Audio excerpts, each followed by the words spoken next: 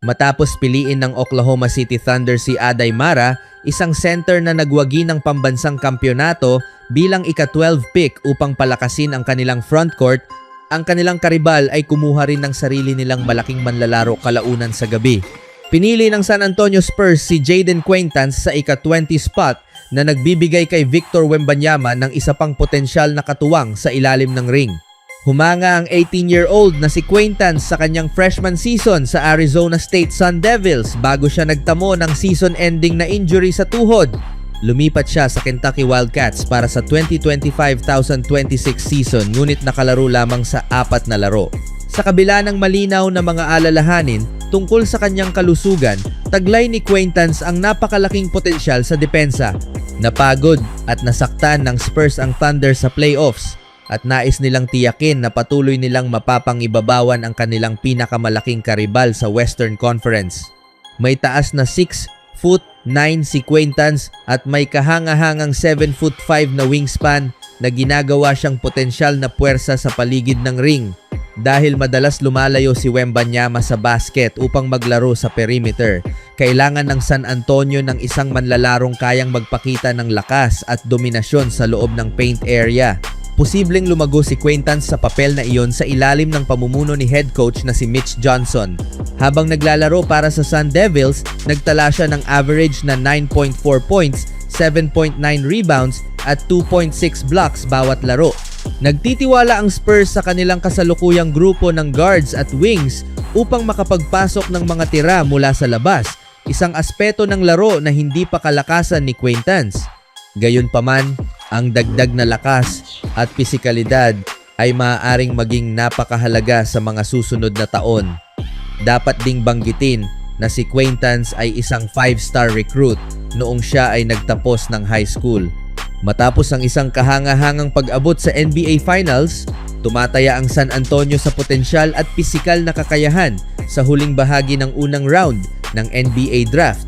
Sa madaling salita, maaaring nakakuha ang organisasyong ito ng isang napakalaking bargain. Abangan ang mga susunod na kabanata ng kanyang karera. Samantala, ang Washington Wizards ay maituturing na malaking panalo sa draft sa mismong sandaling nakuha nila ang unang overall pick sa draft lottery ilang buwan na ang nakalipas. Dumaan ang prangkisa sa mahihirap na taon nitong mga nakaraan. Ngunit ngayong taon ay nabigyan sila ng pagkakataong unang pumili sa isang draft class na itinuturing ng marami bilang isa sa pinakamalalakas sa loob ng maraming taon. Ang pinakamagandang bahagi ng pagpili ng Wizards kay AJ Daibancha ay kapwa makikinabang ang manlalaro at ang koponan. Isa sa pinakamahirap na sitwasyon para sa isang rookie ay ang agad na ilagay sa kanya ang responsibilidad ng pamumuno sa isang NBA offense nang walang sapat na suporta sa paligid niya. Bagamat ipinakita ni Daibancha ang kanyang kakayahan sa paglikha ng mga opensa para sa iba noong nakaraang season, malayo pa siya sa pagiging sentrong piraso ng isang NBA offense. Sa Wizards, magkakaroon siya ng pagkakataong mag-focus muna sa pag-score dahil makakasama niya si Trae Young.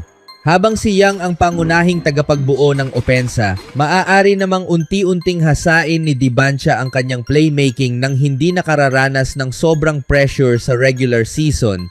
Matagal na ring naghahanap ang Wizards ng isang consistent na scorer. Matapos ang maikling pananatili ni Russell Westbrook, hindi na sila nakahanap ng manlalarong kayang gumawa ng puntos sa sarili niyang paraan. Isa ito sa mga dahilan kung bakit ika-25 lamang sila sa liga sa kabuuang puntos noong nakaraang taon. Ang pagkuha sa marahil pinakamahusay na scorer sa draft class na ito ay napakalaking dagdag lakas para sa Washington. Sa kombinasyon ni Young, Daibancha at Anthony Davis, maaari na ngayong maging tahimik ngunit mapanganib na contender ang Wizards sa Eastern Conference. Sa ibang balita naman, muntik nang makuha ng Boston Celtics si Giannis Antetokounmpo sa isang trade na magpapadala sana kay Jaylen Brown sa Milwaukee Bucks. Ngunit matapos mabigo ang negosasyong ito, lumitaw ang mga ulat tungkol sa umano'y paglala ng relasyon sa pagitan ng front office ng Celtics at ng dating Finals MVP. Ayon kay Shams Charania ng ESPN, nakikinig ngayon ang Celtics sa mga alok para kay Brown kahit hindi natuloy ang blockbuster trade para kay Antetokounmpo. Ito ay isang sitwasyong tututukan ng buong liga dahil sa ikalawang pagkakataon sa loob ng 4 na taon, inalok ng Celtics si Jaylen Brown sa isang trade. Noong 2022, inalok nila siya kapalit ni Kevin Durant. Ngayon, makalipas ang 4 na taon, matapos niyang manalo ng Finals MVP at maging isa sa mga finalist para sa League MVP, inalok nila siya kapalit ni Giannis. At alam kong magkakaroon ng mahihirap na pag-uusap sa pagitan ni Jaylen Brown at ng Boston Celtics. Magkakaroon ng epekto ito, sa katunayan mayroon na. Mula pa kagabi ayon sa aking impormasyon, nakikinig ang Celtics sa mga interesadong koponan at mga alok para kay Jaylen Brown. Kaya hindi ko sasabihing aktibo nila siyang ibinebenta ngayon, ngunit bukas sila sa pakikinig sa mga offer. Maraming interesadong koponan ang nagsimula ng makipag-ugnayan at magkaroon ng pag-uusap sa Celtics. At hindi ibig sabihin nito na siguradong mauuwi ito sa isang trade dahil may 3 taon pang natitira sa kanyang Supermax contract. Eligible din siya para sa extension ngayong Hulyo. Kaya titingnan natin kung saan ito hahantong. Ngunit ang simpleng katotohanang nakikinig sila sa mga alok ay nagpapakita na may mahalagang desisyon na kailangang gawin ng Celtics ngayong off-season, pahayag ni Charania sa programa ni Pat McAfee. Pagkatapos nito, muling nagulat si Charania sa coverage ng 2026 NBA Draft tungkol sa maaaring mangyari kung mananatili si Brown sa Celtics. Ayon sa aking mga source, kahit matapos mabigo ang trade para kay Giannis, nakikipag-usap pa rin ang Celtics sa iba't ibang koponan tungkol kay Jaylen Brown hanggang ngayong araw. Sinasabi ng ilang koponang nakausap ko na may seryosong intensyon ang Celtics sa mga usapang ito, ngunit hindi nangangahulugang magkakaroon agad ng trade. May 3 taon pang natitira sa Supermax extension ni Jaylen Brown. Eligible rin siya ngayong off-season para sa 2 taong extension na nagkakahalaga ng mahigit 140 milyon. Kaya kung mananatili siya sa roster, kailangang gumawa ng desisyon tungkol dito. Tiyak na magkakaroon ng mahihirap na pag-uusap at may antas ng epekto ito sa relasyon ng Celtics at ni Jaylen Brown.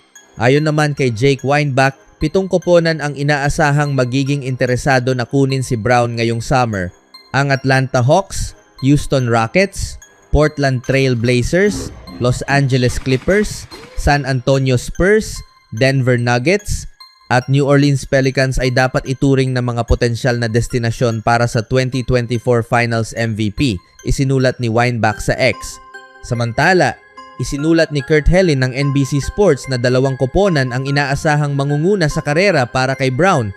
Kung magiging available si Brown, asahan na ang Houston at Atlanta ang mangunguna sa pila para sa kanya. Habang may iba pang koponang interesado rin kabilang na ang Portland, na nagpahayag na ng kanilang interes.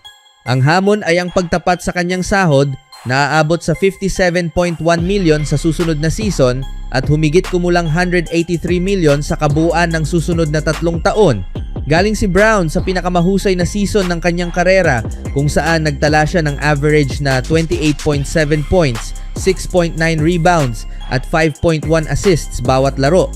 Dagdag niya, sinasabing bukas ang Rockets sa pakikinig sa mga alok para sa kanilang mga all-stars na sina Kevin Durant at Alperen Sengun. Bukod dito, hawak nila ang ilang mahahalagang draft assets kabilang ang unprotected first-round pick ng Brooklyn Nets para sa 2027. Dahil dito, may kakayahan ang Houston na bumuo ng mga kaakit-akit na trade package kung seryoso silang habulin si Brown. Anong masasabi nyo dito mga kaibigan?